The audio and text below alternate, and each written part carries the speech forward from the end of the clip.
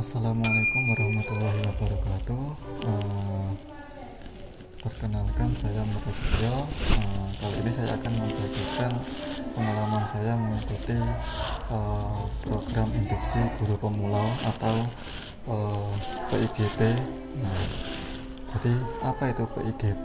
Menurut Permendikbud nomor 27 tahun 2010 tentang program induksi guru pemula, itu dijelaskan bahwa PIGP itu adalah kegiatan orientasi pelatihan di tempat kerja, dimana di situ kita melakukan pengembangan atau praktek pemecahan berbagai permasalahan dalam dunia pendidikan.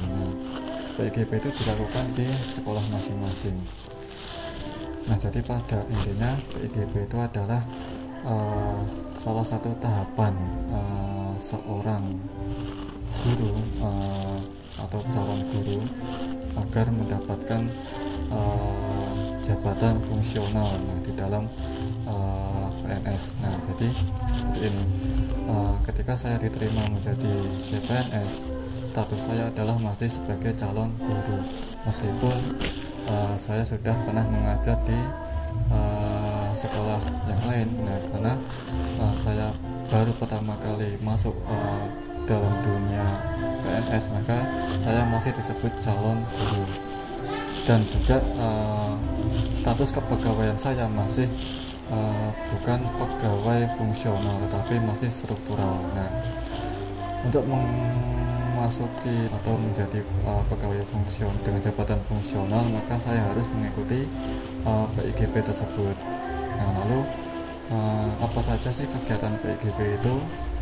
Nah, kegiatan PIGP itu dimulai dari tahap sosialisasi yang dilakukan oleh pengawas sekolah kepada para guru baru atau CPNS baru di sekolah negeri. Nah, kemudian setelah proses sosialisasi, kemudian kita melakukan tahapan orientasi sekolah.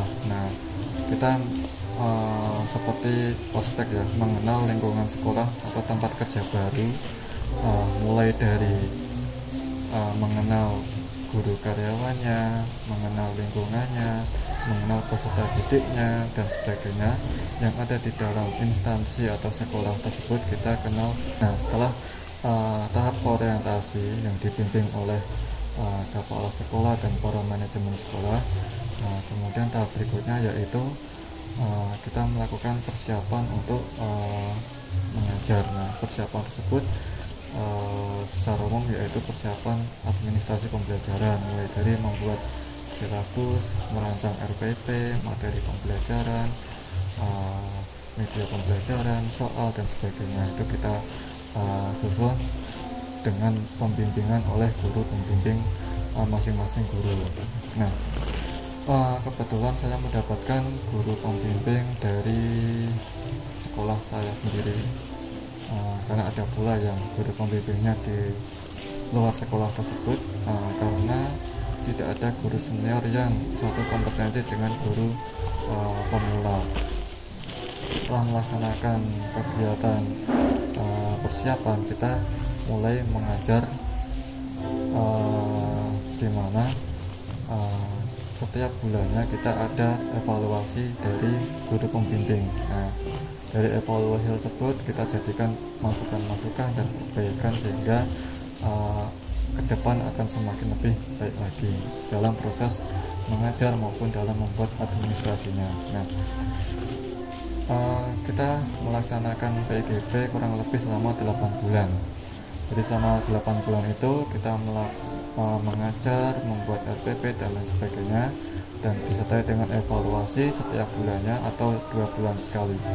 Setelah itu, setelah 8 bulan kita melaksanakan PIGP, berikutnya yaitu ada evaluasi dari pengawas sekolah. Nah, pengawas sekolah mendatangi sekolah, kemudian masing-masing guru PIGP mempresentasikan hasil dari pelaksanaan PIGP-nya masing-masing. Setelah itu ditentukan layak atau tidaknya, lulus atau tidaknya guru PIGP untuk apakah ia akan menerima sertifikat PIDP atau mengulangi PIDP-nya.